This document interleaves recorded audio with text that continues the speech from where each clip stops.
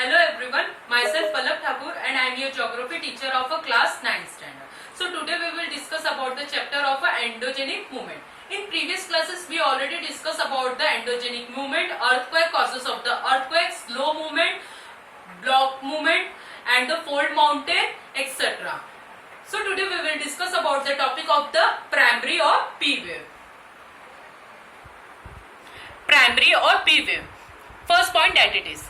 These waves are first to reach the surface of the earth after the energy is emitted in the earth's interior. They travel at a very high speed from the focus of the earthquake in radial direction. Second point that it is. The wave move to and fro, therefore this wave are called forward backward waves. Third point that it is. This wave can travel through all the three states, liquid, solid and gaseous. Fourth point that it is. While traveling through liquid medium, their direction get changed. It is because of the primary wave that the building on the earth's surface move back and forth. As we already see in the slide here that the primary or P wave. This wave that is the primary or the P wave first to reach the surface of the earth, after that the energy is emitted in the earth interior. Primary or P wave travel at a very high speed from the focus of the earthquake. Primary or P wave can travel through solid, liquid and gases. As the primary or P wave can travel through the liquid medium, it will be going to be changed the direction because of the primary or the P wave.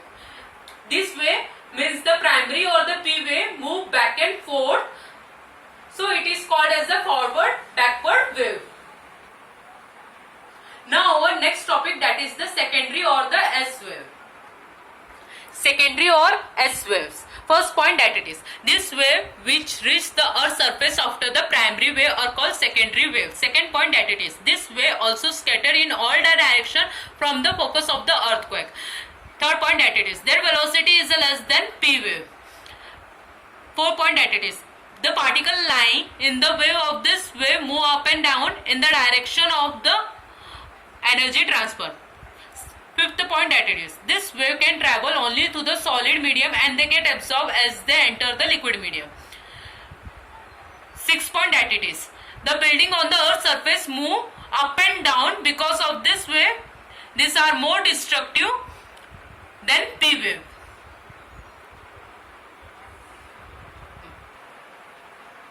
First of all, primary wave are going to be reached on the earth's surface. After that the secondary wave are going to be reached. Primary wave, secondary wave velocity is less than the primary wave. Secondary wave or S wave move up and down in the direction of the energy transfer. S wave or secondary wave can travel only to the solid medium. As they get transferred to the liquid medium, their energy get absorbed from that medium. So the secondary wave or the S wave can travel only to the solid medium. This wave can travel only to the solid medium and they get absorbed when they travel to the liquid medium, so it will be going to be travel only in a solid medium. This wave can also travel in all the direction from the focus of the earthquake. Now our next topic, that is the L wave. Surface wave of the L wave. Surface on L wave. First point that it is. This wave are generated after the P and S wave reaches the epicenter. Second point that it is. They travel in the direction of the circumferences of the earth along the crust and are highly destructive. L wave are generated after the P or S wave and reaches the epicenter. That is, the L wave are much destructive than the P and S wave.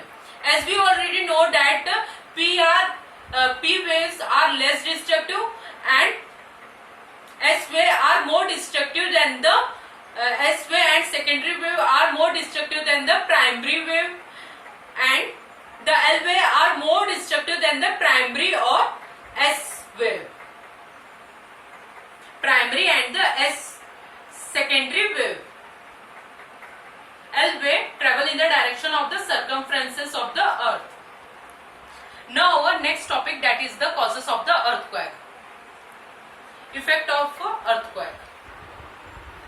Effect of earthquake. First point, that it is cracks, fracture develop on the ground. Second point, that it is this causes landslide which lead to sliding of rocks.